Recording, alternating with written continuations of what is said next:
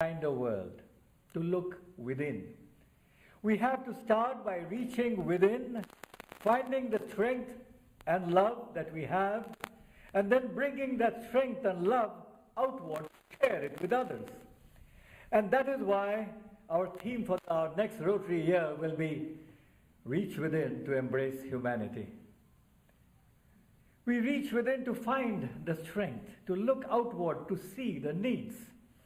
And so, in our service next year, we'll be guided by three emphases: the family, continuity, and change. Our first emphasis will be the family, because the family is where all our goals begin. If we wish to see a world that is more joyous, we first have to make sure that the families of the world are more joyous, that they have the things that they need to thrive and move forward. The family is the building block of the community. And as the family goes, so goes the nation. So we have to look at housing, at clean water, at sanitation, at health care, at all issues affecting mother and children. Our second emphasis will be on continuity, on continuing and strengthening the things that we do well. There are so many areas in which we have been successful, working, for example, for clean, safe water, spreading literacy, working in so many ways with Generation Next, our youth. And of course, our greatest project, polio eradication, where success has come slowly but is no less certain. And since you touched on the subject earlier in the evening, let me say I am just back from India, having attended a meeting with WHO, and I'm happy to tell you that states of Uttar Pradesh and Bihar, the two most dangerous places in the world as far as polio is concerned, they haven't had a case this year at all, neither of these two states.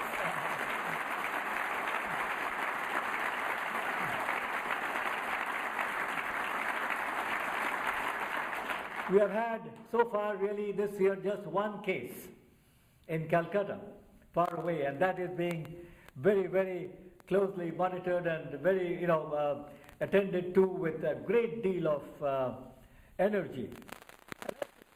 The difficult, my friends, is done immediately. The impossible may take just a little bit longer. But you all know that now we are this close to eradicating polio, something that not too long ago anyone would have thought to be absolutely impossible. Now, if we want to really achieve the impossible, we have to keep at it. This is why I ask you to focus in your service on continuing the things that we do best. And then, of course, there are always the things that we can do better, things that we should be changing, and things that we haven't even started looking at yet. I believe we must have the wisdom and the courage to see these and identify them and engage ourselves in them. And so our third emphasis in 2011 and 12 will be change. And we start by being the change ourselves that we wish to see in the world. If we wish environmental degradation to stop, if we wish to reduce child mortality or to prevent hunger, we must be the instrument of that change and recognize that it must start within us, with each one of us. And we need to really think about change because, if you try to boil down everything we do in Rotary to one word, just one word, you might wind up with that one: change. Good change, positive change, change for the better. Why do we serve? Because we know that Rotary service is necessary. Because we know that things are not just fine the way we are, the way things are. Because we know that the world needs change, and we believe that we are the ones to make that change happen. A lot of people will say to you, think globally, act locally. And that's okay, there's nothing wrong with that. But I would look at something else. would say to you that you have to have your roots locally and then try and branch out globally. Stand firm on your local roots and then spread out from there. Because in Rotary, it's our local presence combined with our international reach that gives us our strength. It's our roots and our branches that make us who we are. Why do you think Bill Gates is coming to Rotary? It's not because of money. Because between you and me and John here, Bill Gates has got plenty of money. That's not why he's coming to Rotary. He's coming to us because of our reach, because of our record, because of our that we have proven ourselves as people who can get the job done. If someone from WHO comes knocking at your door, talking about eradication, well, you'll ask, who is this guy? You aren't going to let him in. But if it's someone from your local Rotary Club, a leader in your community, someone you know and respect, that is a completely different thing, isn't it? We expose this. And we recognize strength and embrace that strength and use it. You are here today. You are the ones, all of you, you are the ones to do it. Because at the end of the day, you are the ones who know your clubs. You, and not me. You are the ones who know what to do. You know what you need, and I am telling you here and now that you are the ones to go out there to get moving, to start making changes in your own communities and in the world. You might have heard that we have a color, a new color for the year 2011 and 12, and the color is green.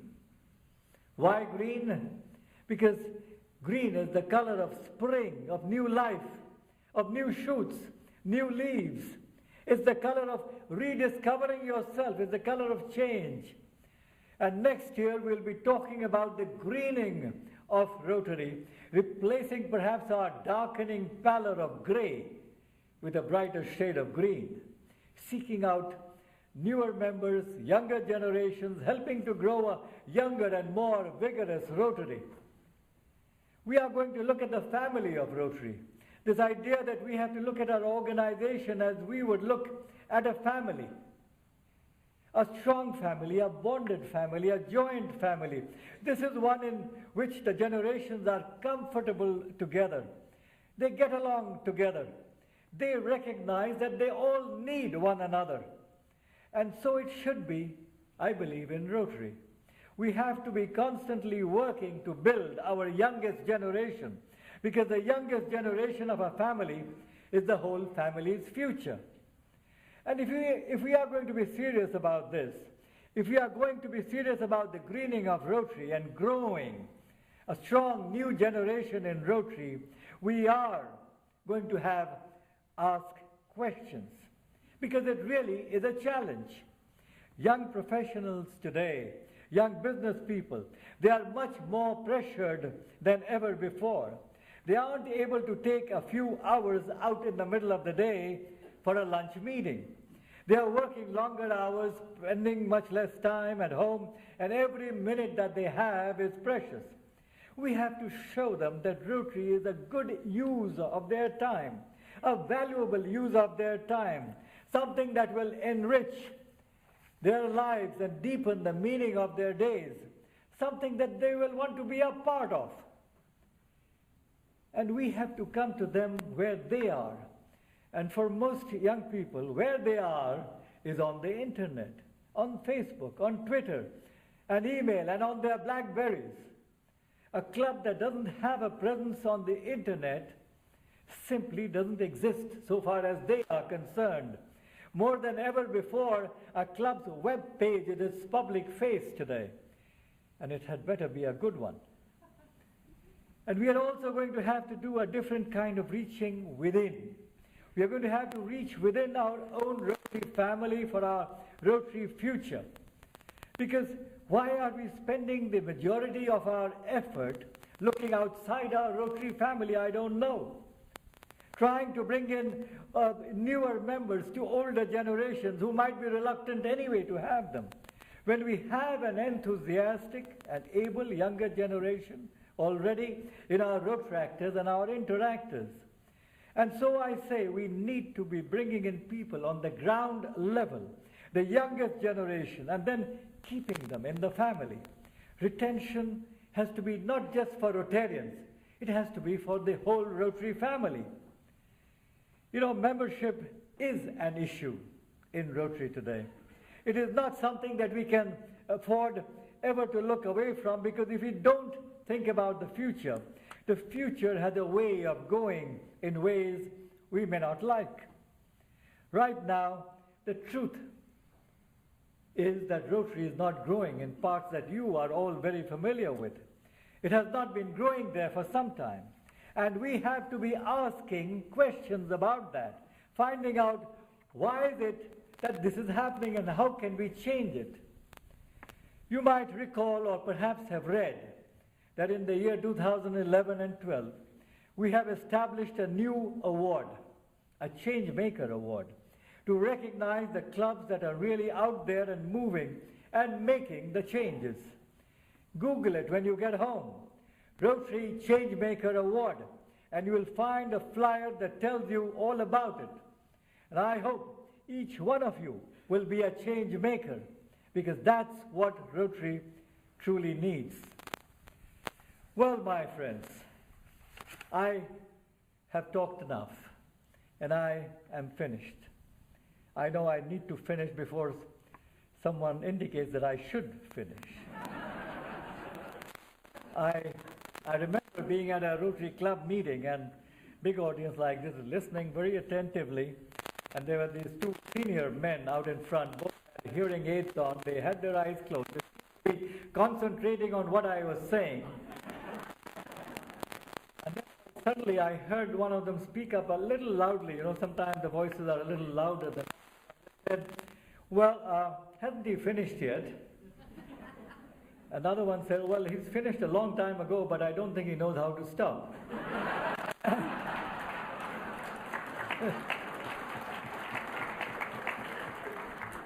Let me say that it's been great. It's been really great just to see all of you here and be part of this wonderful experience. And before I leave, I want to mention just perhaps, I just can't resist one more story. Many years ago in India, I had the fortune to meet and work with Mother Teresa, as you all know. And that great lady once said, let us always meet each other with a smile, for the smile is the beginning of love. There was this group of American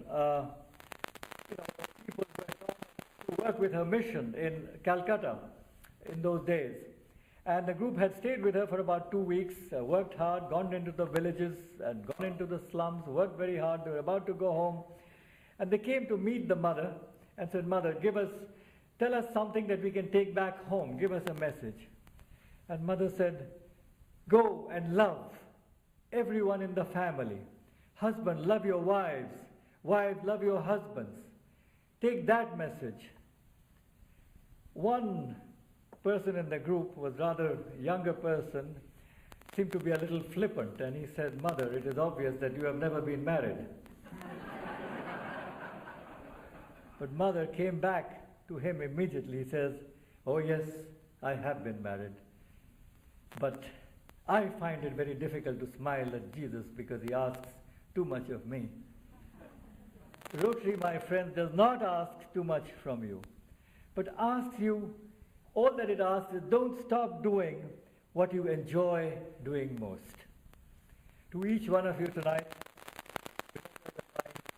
wishes to ensure that you lead your club to its best year ever in 2011 and 12.